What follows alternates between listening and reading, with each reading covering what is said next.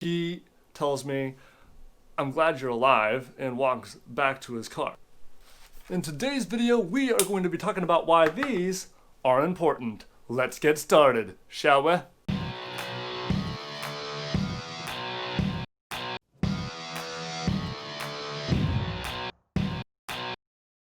Now, while I did know the benefits of wearing a helmet before, I didn't always wear a helmet when I longboarded.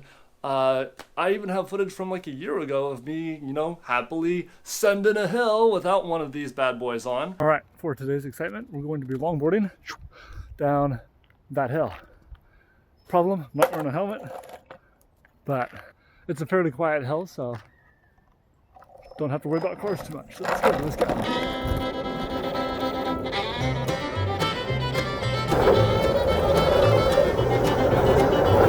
Alrighty, that's a little bit fast. Slow things down a bit. Drive a little foot. Close to this corner.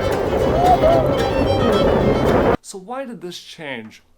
Let me tell you a little story. So the first event was in the spring, probably about 6 months ago. I was going down a hill, not very fast, and I went through a little stream of water on the ground that was, just like drainage. It was about that wide, not deep at all, but it was just enough to cause my wheels to slide. The board did a 180.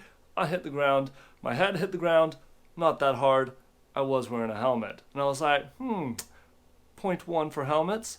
That would have been much more painful without one. So after that, I tended, but not strictly, to wear a helmet when I longboarded. Fast forward to 3 weeks ago, and I hit the ground much harder, causing this dent on the side of my helmet. And I don't know if it's visible in the GoPro, but there's also a crack here in the styrofoam, and there are cracks all through the inside of the styrofoam of the helmet, making this helmet useless, and I had to get new ones. Enter the camo helmet and the Bonnet Traeger wave cell helmet. So what exactly happened? What was the event that damaged this whole helmet?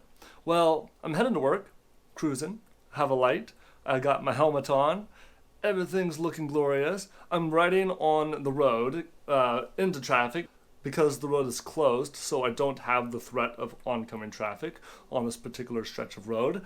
And I'm turning into a parking lot, and next thing I know, I'm picking myself up off the concrete, and there's a guy out of his car walking towards me to make sure that I'm okay. And he's like, "Wow, you got walloped." And I was like, "Yeah, I guess I did." At this point, everything is ringing. I know I definitely have a concussion. He tells me, "I'm glad you're alive," and walks back to his car. I walked into work and started having problems recalling the conversation that I'd had with this guy, and that freaked me out. Long story short, I'm okay. I got new helmets. We're on the road again.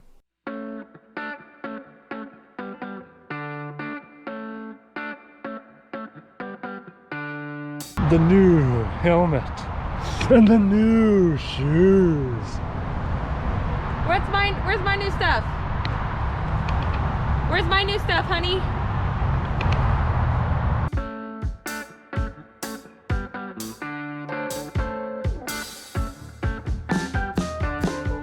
Today is the first day back on the longboard since the fall and the concussion and all that scary stuff, but it's been over a week. I feel good. We're gonna send this hill. You ready to send this hill?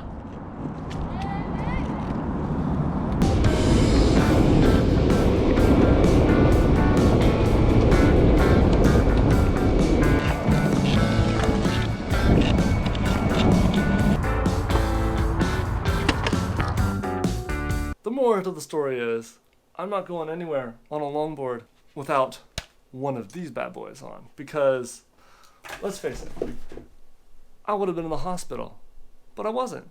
I was otherwise okay. My bell got rung, the life goes on, and I get to keep longboarding. Although I couldn't longboard for a week because the doctor I talked to said that the risk of a brain bleed goes up if you get a second concussion within 7 days. so I had to wait a week through the nicest weather in September to longboard. But all's well that ends well. That's it for today's episode. Thank you for watching. In next episode, I'm going down to Arizona to skateboard with my sister and check out her new longboard. It's going to be awesome. Stay tuned for that one. Thanks for watching. Bye, y'all.